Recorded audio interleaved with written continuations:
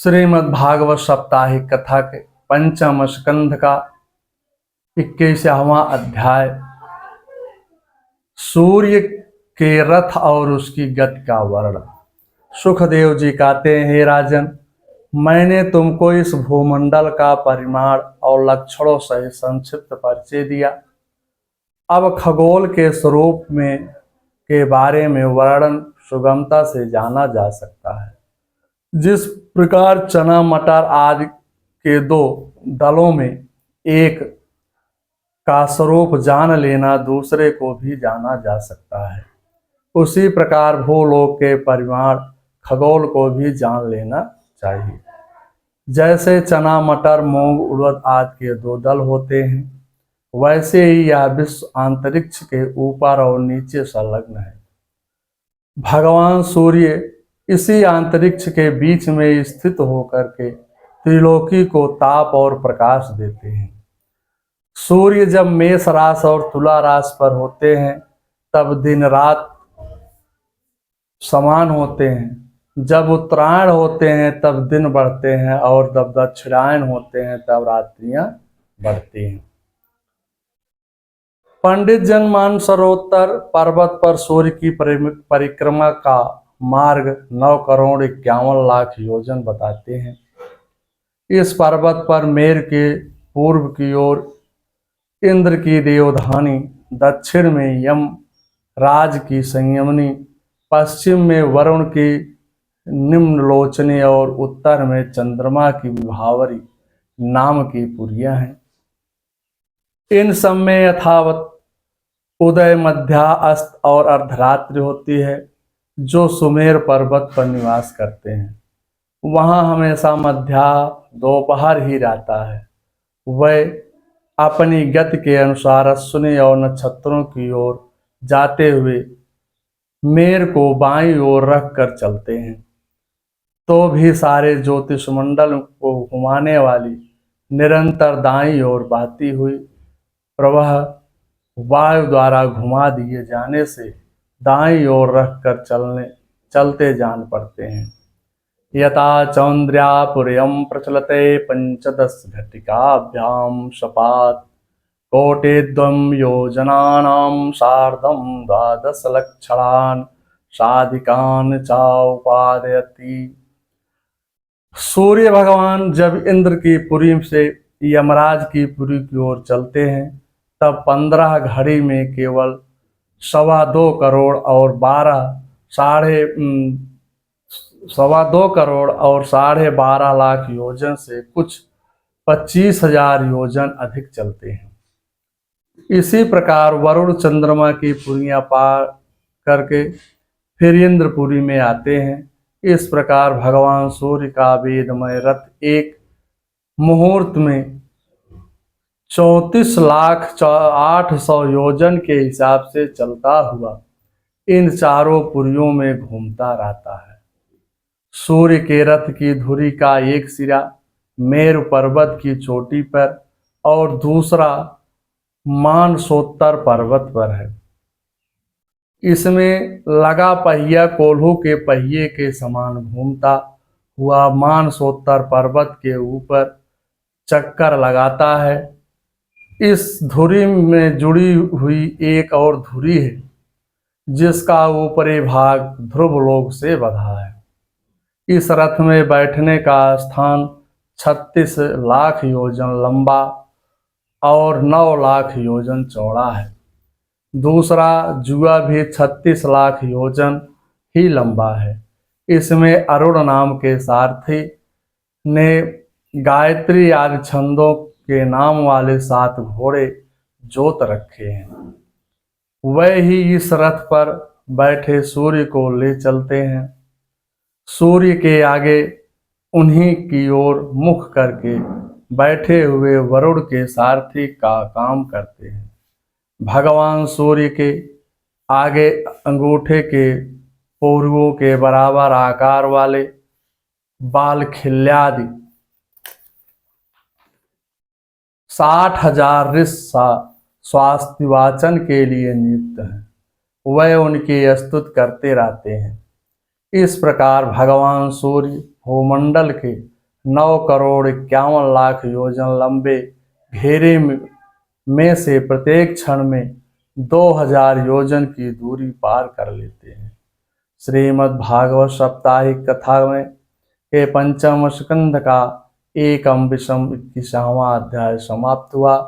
अथ द्वाविशो अध्याय 22वां अध्याय भिन्न भिन्न ग्रहों की स्थिति और गति का वर्णन। राजा परीक्षित ने पूछा, भगवान सूर्य मेरु और ध्रुव की परिक्रमा करते हुए राशियों में सम्मुख प्रदक्षिणा करते हैं, इसको हम कैसे समझें? सुखदेव जी ने कहा, जैसे कुम्हार के बर्तन बनाने वाले तीव्रगामी चक्र जब चींटी चलती है तब उसकी गति उससे भिन्न होती है, वैसे ही काल चक्र में पड़कर भ्रमण करने वाले सूर्यादि ग्रहों की गति उसकी गति की उससे भी भिन्न होती है। वैसे ही काल चक्र में सूर्य संपूर्ण लोक की आत्मा है, वेद रूप है। भगवान सूर्य 12 रूप धारण करके लोगों के कल्याण के लिए ऋतु के गुणों का विधान करते हैं। वर्णाश्रमी प्रजा उनकी पूजा करते हैं और वह मध्य में रहकर 12 महीनों का उपभोग करते हैं। यह मास चंद्र मान से 2 पक्ष का प्रत्यमान रात दिन का और सौरमान से 2.25 नक्षत्र एक राशि का बताया गया है। भगवान सूर्य जितने समय में संवत्सर के 6ठे भाग 2 राशियों का भोग करते हैं उसे ऋतु कहते हैं। यावतम खष्टमसं भुंजीत सा वै ऋतुरिक्तम उपदेशम संवास्तरावय। सूर्य भगवान जितने में 6 राशियों का भोग करते हैं उनमें से एक अयन होता है, 2 अयन का एक संवत्सर होता है। जितने काल में सूर्य सारे नभोमंडल का भोग करते हैं उस काल को संवत्सर, परिवत्सर, ईड़ावत्सर, अनुवत्सर अथवा वत्सर कहा जाता है। चंद्रमा और सूर्य की गतियों में महान विलक्षणता है। मनुष्य को जैसे दिख रहा है उसको ध्यान में रखकर वर्णन किया गया है। इसका तात्पर्य यही है कि मनुष्य अपने अंतःकरण में भिन्न भिन्न रूपों में भगवान का ध्यान करे, उसकी मनोवृत्ति भगवान में चली जाए और उसका हृदय पवित्र हो जाए। भगवान चंद्र अन्नमय सबकी रक्षा करते हैं। चंद्रमा के बाद नक्षत्र है, नक्षत्रों के बाद शुक्रमंडल है। शुक्र सूर्य के साथ आगे पीछे होते रहते हैं। शुक्र के ऊपर बुध मंडल है।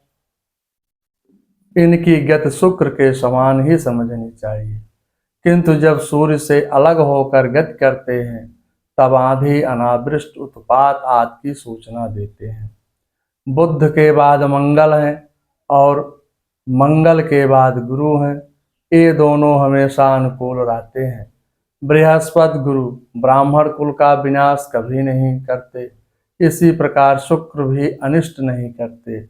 यदि वक्र ना हो तो बृहस्पति प्रायः 1 वर्ष तक एक ही राशि पर रहते हैं। बृहस्पति के बाद शनि हैं जो 30 महीने तक एक ही राशि पर रहते हैं। शनि के बाद सप्तऋषि हैं और सप्तऋषि के बाद विष्णुपद हैं। विष्णुपद के बाद ध्रुवपद है जिसकी परिक्रमा होती रहती है। श्रीमद् भागवत साप्ताहिक कथा के पंचम स्कंद का 22वां अध्याय समाप्त हुआ। अथ त्रयोविशो अध्याय 23वां अध्याय शिशुमार चक्र वर्णन। सुखदेव जी कहते हैं, सुखदेव जी वर्णन करते हैं कि हे राजन, भगवान विष्णु के परम पद ध्रुव लोक में 13 लाख योजन अंतर है। वहाँ ध्रुव जी का निवास है जिसका वर्णन पहले बताया जा चुका है या किया जा चुका है। जितने भी ग्रह नक्षत्र आदि हैं वह सब उन्हीं की परिक्रमा करते हैं। जिस प्रकार कोढ़ों से बंधे बैल चक्कर लगाते हैं, प्रकृति पुरुष के संयोग से ग्रह आदि इस प्रकार बंधे हैं कि भूमि पर गिर नहीं सकते हैं। कोई कोई पुरुष भगवान की योग माया के आधार पर स्थित ज्योति चक्र शिशुमार सुंस के रूप में वर्णन करते हैं। यह शिशुमार कुंडली मारे हुए है और इसका मुख नीचे की ओर है। इसकी पूंछ के सिरे और ध्रुव स्थित है। पूंछ के मध्य भाग में प्रजापति, अग्नि, इंद्र और धर्म है। पूंछ की जड़ में धाता और विधाता है। इसके बाद कटि प्रदेश में सप्तऋषि हैं। तस्य दक्षिणावर्तम कुंडले भूत शरीरस यनोदन्यान दक्षिण पार्श्वे तो नक्षत्रा कल्पयन्ति दक्षिणान्यान तो सेव्ये। यह शिशुमार दाहिनी ओर से सिकुड़कर कुंडली मारे हुए है। ऐसी स्थिति में अभिजित होकर पुनर्वस प्रयत्न जो उत्तरायण के 14 नक्षत्र हैं, इसमें दाहिने भाग में है, और पुख से लेकर उत्तराखाड़ जो दक्षिणायन के 14 नक्षत्र हैं, बाएं भाग में है। लोक में भी जब कुंडलाकार होता है तब उसके दोनों ओर के अंगों की संख्या समान होती है। उसी प्रकार यहाँ नक्षत्र संख्या में समान है। पीठ में अजबीथी, पेट में आकाश गंगा है। इस प्रकार नक्षत्र देवता सारे शिशुमार चक्र में बैठे रहते हैं। सुखदेव जी ने कहा, हे राजन, एक ग्रह नक्षत्र आज भगवान के सर्वदेवमय स्वरूप हैं। मनुष्य को इन ग्रह नक्षत्रादि में भगवान का ही ध्यान करना चाहिए। सांख्य आचार्यों ने रागोपाहित धारणम, सांख्य सूत्र 3.30 के अनुसार बताया है कि संसार को देखते रहो किंतु राग द्वेष ना करो। इसी का नाम ध्यान है। शिशुमार चक्र को दर्शन करके हमारा ध्यान मेरा शरीर तथा शरीर संबंधी पदार्थों से हटकर यह नक्षत्रों की ओर चला जाता है। शिशुमार चक्र के रूप में भगवान ही प्रकट हैं। इस प्रकार का ध्यान करने से पाप नष्ट हो जाते हैं। श्रीमद्भागवत साप्ताहिक कथा के 23वां अध्याय समाप्त हुआ। इसी के तृतीय दिन की ये कथा भी जो चल रही है, 23वें अध्याय का आज समापन होता है। मंगलम भगवान विष्णु मंगलम गरुड़ध्वजा मंगलम पुंडरीकाक्षाय मंगलावतनो हरि। ओम नमो भगवते वासुदेवाय।